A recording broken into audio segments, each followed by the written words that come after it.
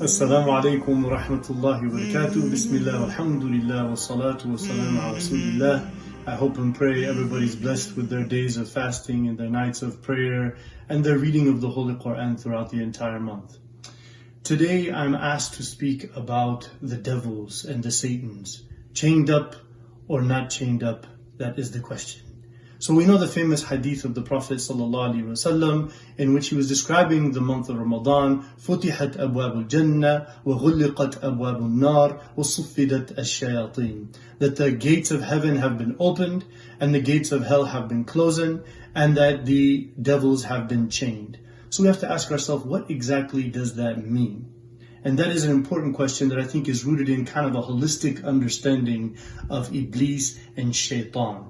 So obviously Iblis is a type of jinn that was created in the beginning, and Iblis is the father of this concept of Shaytaniyya. Shatana, yani ba'uda.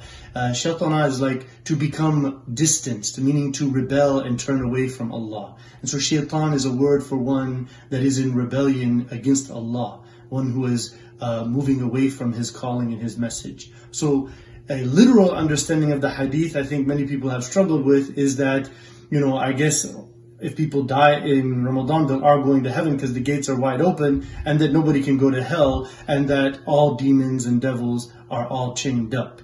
And the problem with that is we see lots of devilish things happening. We see people acting like devils and doing things like devils do, and clearly by the guidance, as we see in the Quran, of Shaytan.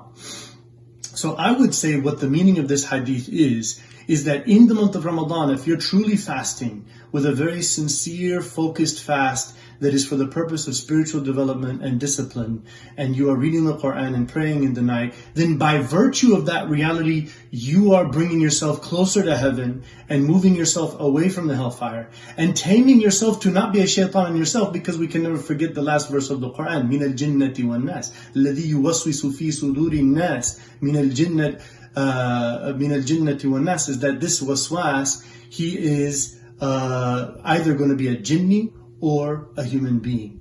And so we could sometimes, الشيطان يجري من ابن آدم مجرى الدم, the devil is flowing through the person like his own blood, meaning we are prone to be influenced very easily in our materialistic bodily self, our ego and selfish worldly desires by the devil. So while fasting, those desires are being tamed. And so I believe what this means is, for whoever is truly fasting, for them as an individual, the devils have less influence on them, and they themselves will not be presented as a devil. So let's all make sure we fast this month as it was intended to be fast, and that way we are protected from the devils, being closer to heaven and being removed from the hellfire. Assalamu alaikum wa rahmatullahi wa barakatuh.